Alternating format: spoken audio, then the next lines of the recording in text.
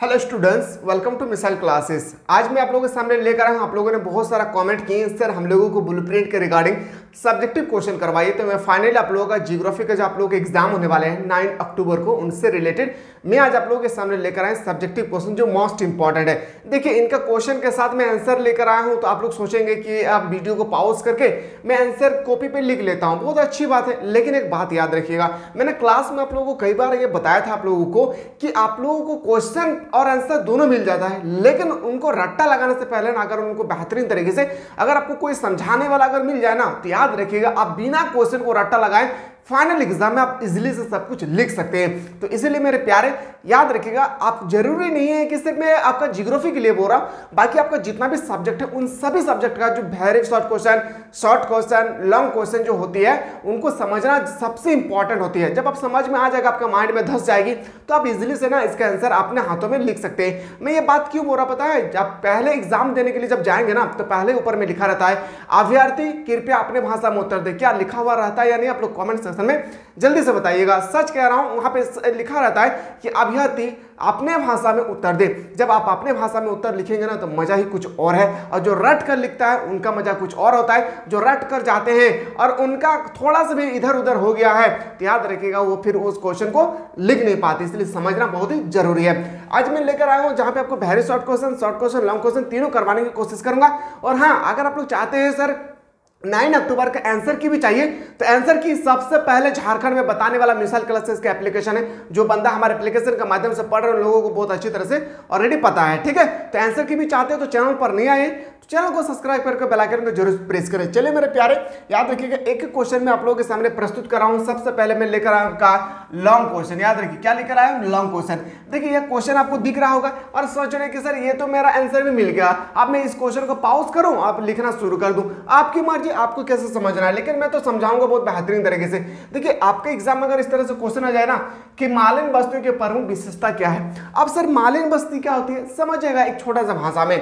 गंदी बस्तियों के अंतर्गत झुग्गी बस्तियां, गंदी बस्तियां, झोपड़ी पट्टी तथा पटरियों के किनारे बसे बने ढांचे सम्मिलित होती है। आप देखिए सर मालिन बस्ती किसको बोलते हैं, मैं एक छोटा सा भाषा बताऊं।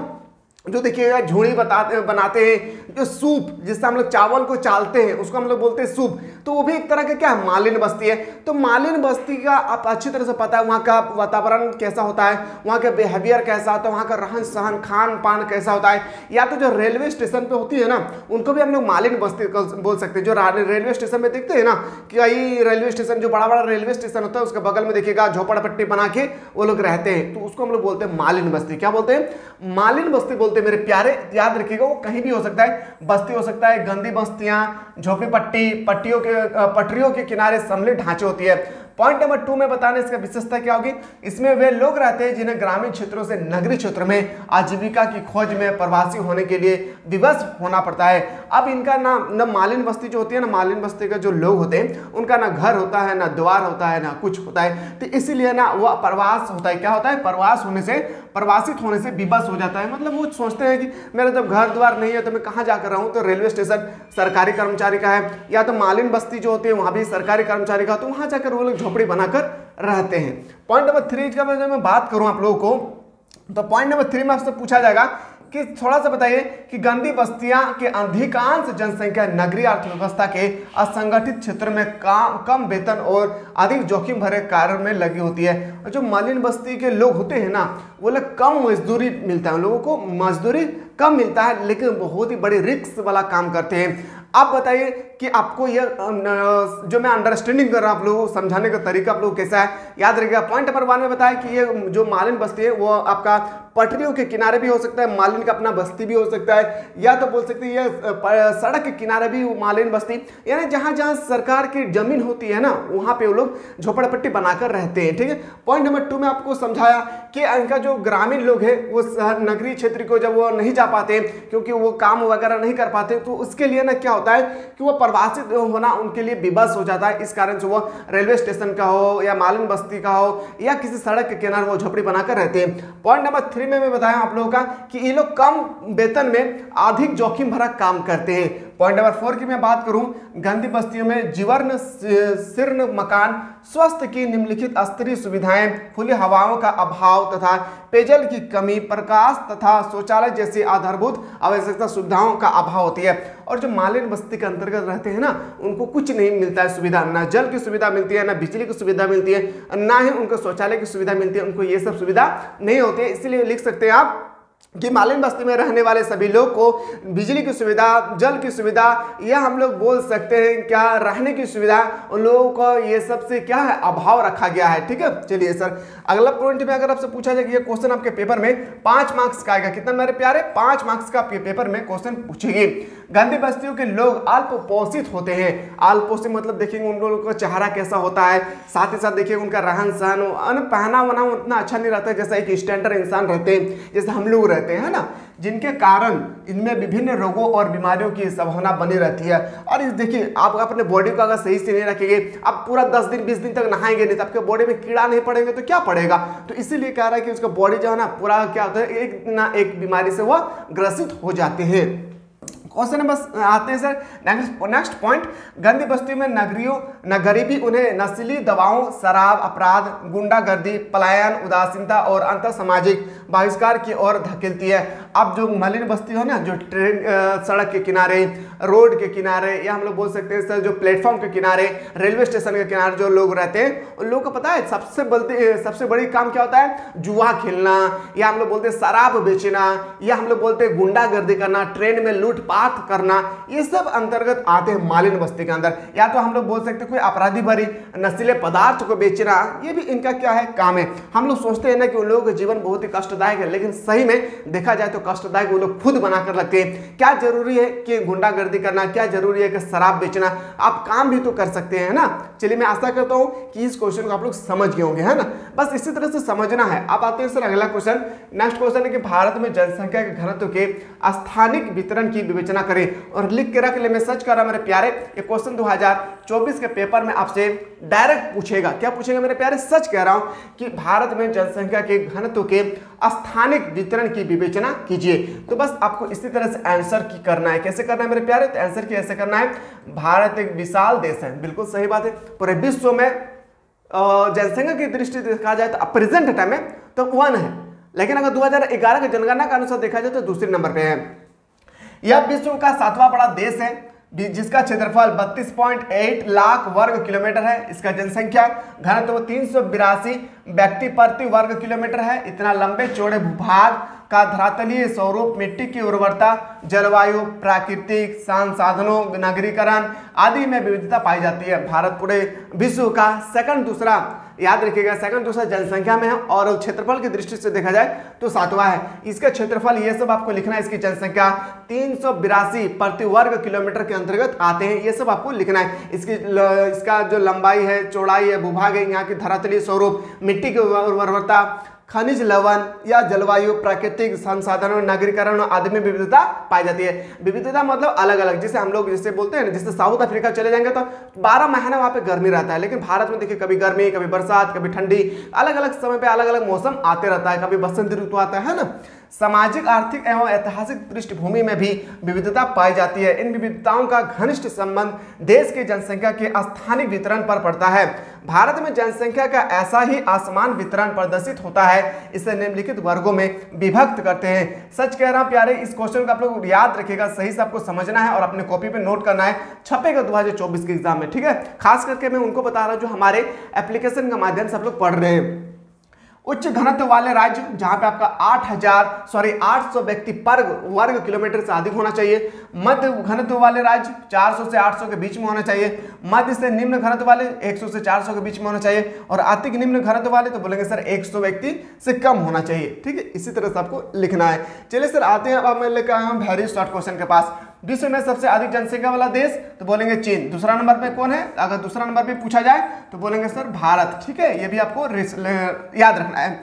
विश्व के दूसरे घनत्व बसा हुआ देश कौन सा है तो बोलेंगे भारत, ठीक है। लेकिन क्षेत्रफल की दृष्टि से पूरे विश्व का सबसे बड़ा देश पूछा जाएगा तो बोलेंगे सर वो देश का नाम होगा रूस। क्या हो जाएगा मेरे प्यारे, रूस इसका राइट आंसर हो जाएगी। क्वेश्चन नंबर आते हैं नेक्स्ट पे, भारत में पहली संपूर्ण जनगणना कब हुई थी? तो 1871। लेकिन पहली बार जनगणना कब हुआ था? तो 1872। ये भी आपको याद रखना है। संपूर्ण जनगणना या दशकीय आधार पर जनगणना कब हुई थी? 1881। और इसका आपका अगर पूछा जाएगा सर्वप्रथम जनसंख्या जनगणना कब हुई थी? बोलेंगे सर 1872। ये भी आपको याद रखना है। अगर क्लास अगर अच्छा लग रहा है ना मेरे प्यारे, तो अपने प्यारे प्यारे दोस्तों को, अपने सहेलियों को जरूर शेयर करें। बस मेरे प्यारे आप लोग शेयर करेंगे ना तो गरीब से गरीब बच्चा पढ़ सकेंगे और वो अच्छा खासा मार्क्स ला सकेंगे और उनका जिंदगी में भी एक इनकलाब आएगी। उनको भी एक जोश पैदा होगा कि नहीं, मैं इतना मेहनत कर रहा हूँ, जब मेरा रिजल्ट इतना बेहतर हुआ है तो मैं पार्ट 1 पार्ट 2 में अपना रिजल्ट को देखते हुए मैं अपना एडमिशन को नहीं छोड़ना चाह रहा हूँ। मैं चाह रहा हूँ कि मैं आगे और पढ़ाई जारी रखूँ। बस आपके ऊपर डिपेंड करता है कि आप लोग कितना शेयर करते हैं आप लोग वीडियो को, ठीक है। भारत में सर्वाधिक जनसंख्या केंद्र कहाँ है? तो बोलेंगे सर नदी घाटी क्षेत्र में। याद रखिए कहाँ होगी? नदी घाटी क्षेत्र में। मैंने आपको ऑलरेडी कल ही पढ़ाए थे, जो हमारे एप्लीकेशन के माध्यम से पढ़े थे। कृषि जनसंख्या, ये सब क्वेश्चन आपके पेपर में 2 क्वेश्चन आएगी। इसी को हम लोग बोलते हैं वेरी शॉर्ट क्वेश्चन आंसर। याद रखिएगा VSQA, very short question answer, इसी को हम लोग बोलते हैं। ये क्वेश्चन आपके पेपर में 2 क्वेश्चन पूछे जाएंगे, ठीक है। कृषि जनसंख्या के अंतर्गत सम्मिलित होते हैं। कृषि जनसंख्या के अंतर्गत कृषक, कृषि मजदूर और उनके परिवार के सदस्य सम्मिलित होते हैं। पॉइंट नंबर 6 में आते हैं, भारत की जनसंख्या की वार्षिक वृद्धि दर कितनी होती है? तो बोलेंगे सर 1.64%। बहुत ही इंपॉर्टेंट क्वेश्चन है ये 2011 के जनगणना के अनुसार। अगला क्वेश्चन अगर आपसे पूछा जाएगा कि भारत में 2011 की जनगणना के अनुसार श्रमिकों का प्रतिशत कितना है? तो बोलेंगे सर 39.8%, ठीक है। क्वेश्चन नंबर 8 पे पूछा जाए कुल श्रमजीवी जनसंख्या का लगभग कितना प्रतिशत कृषक और कृषि मजदूर है? तो बोलेंगे सर 54.6%। यही सब क्वेश्चन आपके पेपर में 2 मार्क्स का, फाइनल एग्जाम में भी इसी तरह से क्वेश्चन पूछे जाएंगे। ये क्वेश्चन आपसे पूछा जाएगा 3 मार्क्स का। कितना मार्क्स का? 3 मार्क्स का। तो इनको आपको समझना जरूरी है। अब मैं इसको बेहतरीन तरीके से आपके दिमाग में घुसाने की कोशिश कर रहा हूं। कृषि सेक्टर में भारतीय, कृषि सेक्टर सबसे पहले किसमें आता है? तो प्रथम प्राथमिक सेक्टर में। कृषि सेक्टर में भारतीय श्रमिकों का सर्वाधिक अंश संग्रहित है। स्पष्ट करें। भारत एक कृषि प्रधान देश है, सबसे पहले याद रखना है। भारत पाकिस्तान एक कृषि प्रधान देश है, यानी भारत जो है पूरा का पूरा डिपेंडेंट है कृषि पर। जैसे अमेरिका डिपेंडेंट है फैक्ट्रियों पर, इसी तरह से भारत डिपेंडेंट है किस पर? कृषि पर, ठीक है। यहाँ का जनसंख्या का एक बड़ा भाग अपनी आजीविका के लिए कृषि कार्य करता है। आजीविका मतलब आने वाला जनरेशन के लिए भी वो कृषि का कार्य करते हैं। अतः कृषि सेक्टर में भारतीय श्रमिकों की सर्वाधिक लगभग 54.6% कृषक एवं मजदूर है, कृषक मजदूर है। आशा करते हैं कि इसको आप लोग समझ गए होंगे अच्छी तरह से, है ना। अगर नहीं समझ में आ रहा हो तो बताइएगा जरूर, ठीक है। और अगर आप लोग सेट 4 भी चाहते हैं सर हम लोग को सेट 4 भी करना, तो भी जल्दी से बताइएगा। क्वेश्चन नंबर आते हैं नेक्स्ट, प्रवास से आप क्या अभिप्राय है? तो प्रवास से क्या तात्पर्य है? तो लोगों का एक जगह से दूसरी जगह। ये क्वेश्चन आपका फाइनल एग्जाम में टपकेगा। और ब्लूप्रिंट याद रखिएगा, ब्लूप्रिंट के एग्जाम में भी, कल के एग्जाम में 9 अक्टूबर को डायरेक्ट टपकेगा आपकी परीक्षा में। लोगों का एक जगह से दूसरी जगह जाकर बस जाना या निवास करना ही प्रवास कहलाता है। एक जगह से दूसरी जगह जाना प्रवास कहलाता है। कितना प्रवास जो है कितने तरीके से होता है? तो बोलेंगे 2 प्रकार के होता है। एक होता है आप लोगों का अपने घर द्वार छोड़कर मजदूरी गिरी करना, और एक होता है अपने घर द्वार छोड़कर पर्यटन गिरी करना। पर्यटन मतलब घूमने फिरने जाना। उत्प्रवासी किसे कहते हैं? समझिएगा, एक स्थान से दूसरे स्थान पर बसने जाने वाले व्यक्ति उत्प्रवासी कहलाता है। एक होता है प्रवास और एक होता है उत्प्रवास। देखिए प्रवास और उत्प्रवास में डिफरेंट भी कई बार पूछा जाता है। लोगों का एक जगह से दूसरी जगह जाकर बस जाना या निवास करना ही प्रवास कहलाता है। एक स्थान से दूसरे स्थान पर बसने वाला व्यक्ति उत्प्रवासी कहलाता है। अब हम घर द्वार छोड़कर, मुझे पसंद नहीं लग रहा कि मैं झारखंड में रहूं, नहीं मैं झारखंड में नहीं रहना चाहता, मैं उड़ीसा जाना चाहता हूं और मैं वहीं घर द्वार बनाऊंगा और झारखंड नहीं आना चाहता हूं, ये क्या हो गया? उत्प्रवास। नहीं, अब आप प्रवास किसे कहते हैं? अपने घर, आप झारखंड में कोई काम नहीं है तो मैं काम करने के लिए मैं मुंबई जा रहा हूँ, फिर मैं 6 महीना के बाद लौट कर आ जाऊंगा। तो जब मैं लौट कर आ रहा हूँ प्रवास। अब घर द्वार छोड़कर बेच उच कर दूसरा जगह घर बनाना उत्प्रवास। आशा करते हैं समझ में आएगा। नहीं समझ में आ रहा है तो बताइएगा सर आप लोगों को आपका समझाया हुआ चीज हमें पसंद नहीं है, ये भी बताना है, ठीक है। टेंशन नहीं लेना है मेरे प्यारे, बस आप लोग पढ़ते रहिए। किन राज्यों से उत्प्रवासी की संख्या सर्वाधिक है? उत्तर प्रदेश जो होती है, उत्तर राज्यों में से उत्प्रवासी की संख्या सर्वाधिक लगभग 26 लाख है। जनगणना 2001 के अनुसार भारत में अन्य देशों से कितने लोगों का प्रवास हुआ है? तो डायरेक्ट लिखेंगे 50 लाख। ये 2 मार्क्स का आपके पेपर में क्वेश्चन छपेगी, ठीक है। उपनिवेश काल में भारत से गए प्रवासी श्रमिकी मॉरिशस एवं कैरेबियन द्वीपों में किस कार्य में लगाए गए थे? तो भारत में गए प्रवासी श्रमिकों को रोपण कृषि में लगाए गए थे। याद रखिएगा, रोपण कृषि मतलब जैसे रबड़ की खेती हो गया, चाय की खेती हो गया, एक रोपण कृषि है। ठीक है, भारत की जनगणना में प्रवास की गणना के दो आधार कौन थे? एक होता है जन्म के आधार पर, एक होता है निवास के आधार पर। मैंने कल ही डिस्कस करवाया था, एक होता है जन्म के आधार पर और एक होता है निवास के आधार पर। ठीक है, चलिए सर, अगर अगला प्रश्न अगर आपसे पूछा जाएगा, अब कहते हैं सर हम लोग 4 मार्क्स का क्वेश्चन, पर्यावरण पर प्रवास का क्या प्रभाव पड़ता है।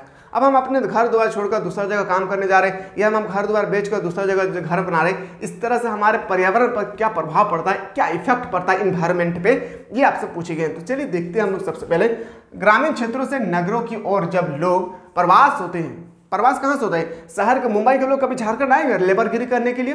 नहीं आएंगे ना मेरे प्यारे, क्योंकि वहाँ लाखों का इनकम होता है और यहाँ पे 200 रुपये हम लोगों को नहीं मिल पाता है। तो यहाँ के जो ग्रामीण इलाके लोग हैं वो नगर की ओर जाते हैं। नगर जैसे आपका मुंबई हो गया, दिल्ली हो गया, कोलकाता हो गया, एक तरह का बड़ा बड़ा शहर है जिसे हम लोग नगर भी बोलते हैं ना। तो वो जैसे कोई व्यक्ति अपने घर द्वार छोड़कर ग्रामीण से नगर की ओर, क्षेत्र की ओर जाते हैं, तो उसे हम लोग प्रवास बोलते हैं। ग्रामीण क्षेत्रों से नगरों की ओर जब लोगों का प्रवास होता है तो नगरीय क्षेत्रों के अत्यधिक भीड़ भाड़ वाला हो जाता है। वहाँ अब देखिए, अब झारखंड का आदमी जा रहा है मुंबई, उड़ीसा का आदमी मुंबई, राजस्थान का आदमी मुंबई, कोलकाता का आदमी भी मुंबई जा रहा है, मुंगेर का आदमी भी मुंबई जा रहा है, पटना का आदमी भी मुंबई जा रहा है। तब वहाँ मुंबई जा गए तो क्या वहाँ का जनसंख्या घनत्व तो ज़्यादा होगा या नहीं? पहले वहाँ 20 को लोग था, पर 10-10 करके और चला गया तो कितना हो जाएगा? 100 व्यक्ति हो गया। तो वहाँ पे जनसंख्या घनत्व काफ़ी ज़्यादा पाया जाता है नगरीय क्षेत्र में ग्रामीण की तुलना में। वही यहाँ पे बड़ा भीड़ भाड़ हो जाता है। वहाँ नगरीय क्षेत्रों में सामाजिक और भौतिक अवचरना पर दबाव पड़ता है। इससे नगरीय बस्ती की अनियोजित वृद्धि होती है, गंदी बस्ती तथा गंदी बस्तियों का निर्माण होता है। प्राकृतिक संसाधनों के अति दोहन के कारण भूमि जल स्तर नीचे जाने लगता है। वायु प्रदूषण, वाहित मल के निपटान और कचरे के प्रबंध जैसी गंभीर समस्या का सामना करना पड़ता है। यह है आप लोगों का पर्यावरण पर प्रवास से क्या अभिप्राय है। बस आपको समझ जाना है मेरे प्यारे कि हम लोग घर द्वार छोड़कर जब दूसरे जगह जाते हैं तो वहाँ का जनसंख्या घनत्व तो काफ़ी ज़्यादा हो जाता है। इससे इन्वायरमेंट पे क्या प्रभाव पड़ता है, इसके बारे में आपको संक्षिप्त में लिखना है। बस आपको माइंड में सेटअप कर लेना है, ठीक है। अब बना बना कर आप लोगों को लिखना है।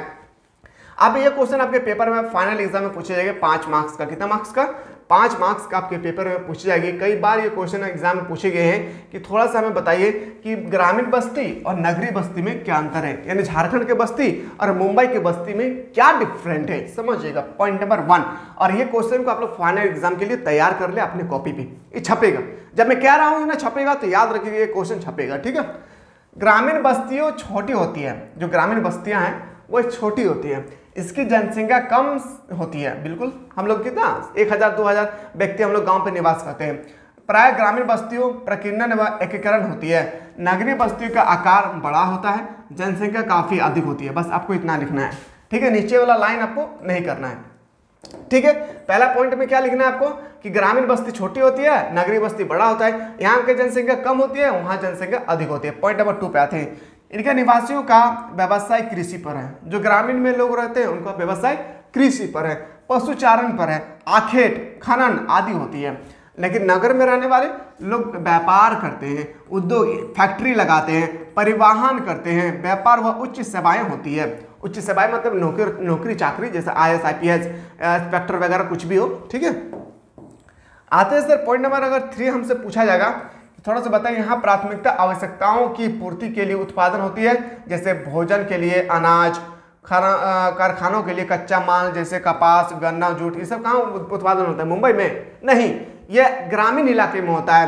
कपास का उत्पादन, अनाज जैसे आप कच्चे माल, जैसे हम लोग फैक्ट्री में कच्चे माल की आवश्यकता होती है, तो कच्चे माल कोई शहर में नहीं उगाया जाता है, एक ग्रामीण इलाके से उगाकर उसको फैक्ट्री में भेजा जाता है। इसी को उत्पाद अगर उल्टा देखें हम लोग, नगरों में निर्मित माल का उत्पादन होता है, जैसे वस्त्र, मशीन, औजार आदि में व्यापार व परिवहन का विकास होता है। अब देखिए ये बनाकर दे रहे हैं, एग्जाम्पल मैं बता दूं, मैं ग्रामीण में होता है आटा, क्या होता है? आटा। अब जब इस आटा को हम नगर की ओर भेजते हैं तो वहां पे बनाकर और भेजता है रोटी।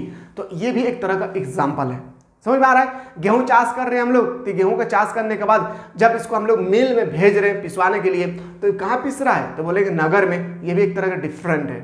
आशा करते हैं मेरे बातों को आप लोग अच्छी तरह से समझ रहे होंगे, है ना। चलिए सर, क्वेश्चन नंबर नेक्स्ट पे आते हैं। गाँव में परिवहन पिछड़ी तथा पुरानी होती है। परिवहन मतलब आना जाना, आवागमन, ठीक है, जैसे कच्ची सड़क, बैलगाड़ी। लेकिन नगर की ओर चलिए, हेलीकॉप्टर मिलेगा आपको। नगरों में परिवहन सुविधाएं अधिक तथा विकसित होती है, जैसे सड़क, रेलगाड़ी, वायु मार्ग। वायु मतलब हेलीकॉप्टर। आप लोग गांव में हेलीकॉप्टर आया है कभी? नहीं ना। देखिए यही डिफरेंट एक तरह का हम लोग को मिलेगा बैलगाड़ी, ठीक है, गोरू गाड़ी जिसको हम लोग बोलते हैं। गांव में उच्च सेवाओं का अभाव होता है। गांव में उच्च सेवाओं का अभाव होता है। ऐसी सेवाएं आदि भी होती है, वे प्राथमिक स्तर पर होती है, जैसे प्राथमिक स्तर पर मध्य विद्यालय होती है।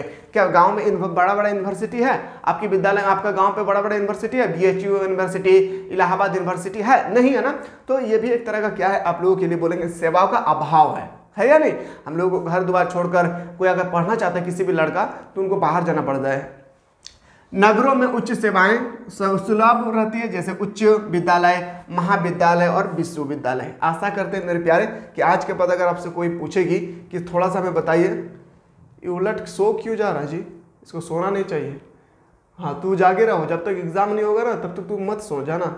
हाँ, ये बोल रहा है ना कि ग्रामीण बस्ती तथा नगरीय बस्ती में क्या डिफरेंट है, ये आपको रट्टा लगाना है, मतलब रट्टा नहीं समझना है, और फाइनल एग्जाम में पूछेगी। उपनिवेशीकरण से क्या अभिप्राय है? उपनिवेशीकरण एक नई प्रवृत्ति है जिसमें मनुष्य शहर के घने बसे क्षेत्र में से हटकर रहन सहन की अच्छी गुणवत्ता की खोज में शहर के बाहर स्वच्छ एवं खुले क्षेत्रों में जा रहे हैं, क्योंकि वर्तमान समय में मुख्य शहर में लोगों को काफ़ी समस्या का सामना करना पड़ता है, जैसे ध्वनि प्रदूषण, वायु प्रदूषण, भीड़ भाड़, गंदगी की समस्या, मालिन्य बस्तियाँ भी हम समझाएं आपको। बड़े शहरों के समीप ऐसे महत्वपूर्ण उपनगर विकसित हो जाते हैं जहाँ से प्रतिदिन हजारों व्यक्ति अपने घरों से कार्यस्थल पर आते जाते हैं। इस तरह से आपको लिखना है, ठीक है। अब आते सर फिर वेरी शॉर्ट क्वेश्चन में। विश्व के किन्हीं 2 नियोजित नगरों का नाम लिखे। एक होगा कैनबेरा ऑस्ट्रेलिया में, एक आदिस अबाबा, ये एक देश है, ठीक है। बस्ती किसे कहते हैं? बहुत इंपॉर्टेंट। बस्ती मनुष्य के आवासों के उस संगठित निवास स्थान को कहते हैं जिसमें रहने अथवा प्रयोग करने वाले भवनों तथा उनके जाने आने के लिए बनाए गए रास्ते या गलियों को सम्मिलित किया जाता है। इसको हम लोग बस्ती कहते हैं। और ये क्वेश्चन आपके पेपर में 3 मार्क्स का पूछे जाएंगे। कितने मार्क्स का? 3 मार्क्स का आपसे पूछे जाएंगे। बस्तियाँ किसे कहते हैं? बस्ती मनुष्य के आवासों के रहने वाला जगह को हम लोग आवास बोलते हैं। आवासों के उस संगठित निवास स्थान को कहते हैं जिसमें रहने अथवा प्रयोग करने वाले भवनों तथा उनके जाने आने के लिए बनाए गए रास्ते व गलियों को सम्मिलित किया जाता है। आशा करते हैं कि आपको समझ में आ रहा होगा, ठीक है। चलिए अगला प्रश्न पे आते हैं। विश्व के किन्हीं 2 सांस्कृतिक नगरों के नाम लिखे। एक हो जाएगा जेरूसलम, एक हो जाएगा मक्का, एक हो जाएगा जगन्नाथपुर, और एक हो जाएगा बनारस। 4 लिखा है तो आपको 2 ही पेपर में लिखना है, क्योंकि 2 मार्क्स का आपसे पूछी जाएगी। क्वेश्चन में नेक्स्ट, विश्व के किन्हीं 2 औद्योगिकरण नगर के नाम लिखे। एक हमारा होगा कहाँ हो जाएगा? जमशेदपुर झारखंड में, और पीटर्सबर्ग, और एक हो जाएगा पीटर्सबर्ग। ये दोनों क्वेश्चन याद रखिएगा, 2024 के पेपर में आपको डायरेक्टली देखने को मिलेंगे। याद रखिएगा 2024 के एग्जाम में आपको डायरेक्टली आप लोगों को देखने को मिलेंगे। क्वेश्चन में नेक्स्ट पाते हैं, पर्यटन नगर किसे कहते हैं? एक उदाहरण दे। एक ऐसे रुचिकर क्षेत्र जहां लोग प्रकृति या सांस्कृतिक मूल्य, ऐतिहासिक महत्व, प्राकृतिक सुंदरता के लिए आवश्यक और मनोरंजन के लिए जाया करते हैं, जैसे कश्मीर घाटी में बसा श्रीनगर भारत के प्रमुख पर्यटन स्थल में से एक है। जैसे कोलकाता का इको पार्क हो गया है, रांची पे जाएंगे तो साइंस, जैसे कोलकाता में हो गया साइंस सिटी, साइंस वैली, या आप रांची में से कोई आप लोग है तो रांची में भी बहुत सारा पर्यटन के लिए है। देखिए पर्यटन का मतलब होता है कि बाहर से लोग उनको देखने के लिए आते हैं। जैसे जनवरी का महीना हो गया, फरवरी का महीना हो गया, कोई भी महीना में इंसान पर्यटन कर सकता है, ऐसे जरूरी नहीं है जनवरी में खास करके इसलिए किया जाता है क्योंकि ईयर का शुरुआत पोजीशन होता है, ठीक है। चलिए अगर अगला क्वेश्चन अगर आपसे पूछा जाएगा कि नेक्स्ट क्वेश्चन, मानव बस्ती किसे कहते हैं, तो बोलेंगे वैसा स्थान जहां लोगों का बसा क्षेत्र को हो मानव बस्ती कहलाता है। वैसा स्थान जहां लोगों का बसाव क्षेत्र हो मानव बस्ती कहता है। जहां लोग बसते हैं, जहां बसे हुए हैं उसको मानव बस्ती कहते हैं। कहाँ पे? जैसे हम लोग ग्रामीण इलाके में रहते हैं तो हम लोग भी मानव ही बस्ती है, ठीक है। और एक बात याद रखिए, आगे क्वेश्चन डिस्कस करने से पहले मैं बता दूं आप लोगों को कि अगर आप लोग आर्ट्स में बेहतरीन तरीके से तैयारी करना चाहते हैं तो अभी तक कोई भी स्टूडेंट है जो प्ले स्टोर से अभी मिसाइल क्लासेस के आपको डाउनलोड नहीं किए तो जल्दी से जाएं प्ले स्टोर में और मिसाइल क्लासेस के आपको डाउनलोड करें। डाउनलोड करने के बाद आपको एक आर्ट्स का फाउंडेशन कोर्स मिलेगी जिनका फी होगी 399 रुपीज़। इस क्लास को आप लोग जरूर ज्वाइन करें, जहां पे आर्ट्स का ऑल सब्जेक्ट का बेहतरीन तरीके से यहाँ पे आप लोगों का क्लासेस होती है, जहाँ पे आप लोगों का very short question, long question class में डिस्कस कराया जाता है, फिर इसका नोट्स प्रोवाइड किए जाते हैं, फिर हम लोग डिस्कस करते हैं सब्जेक्टिव क्वेश्चन और फिर हम लोग डिस्कस करते हैं ऑब्जेक्टिव। सबसे पहला बात होता है थ्योरी लेक्चर, जो बेहतरीन तरीके से आप लोगों को समझाया जाता है। थ्योरी लेक्चर जब आप देखेंगे ना तो आपको माइंड में पूरा घुस जाएगा, उससे रिलेटेड कोई भी क्वेश्चन आपसे पूछेगी ना तो आप इजीली से कर सकते हैं। तो आशा करते हैं मेरे प्यारे कि क्लास बहुत ही अच्छा लगा होगा। अच्छा नहीं लगा तो फिर भी आपको कमेंट सेक्शन में बताना है। चलिए मिलते हैं एक आंसर की के साथ ज्योग्राफी का ब्लूप्रिंट का 9 अक्टूबर का। तब तक लोग स्वस्थ रहे, मस्त रहे, पढ़ाई में व्यस्त।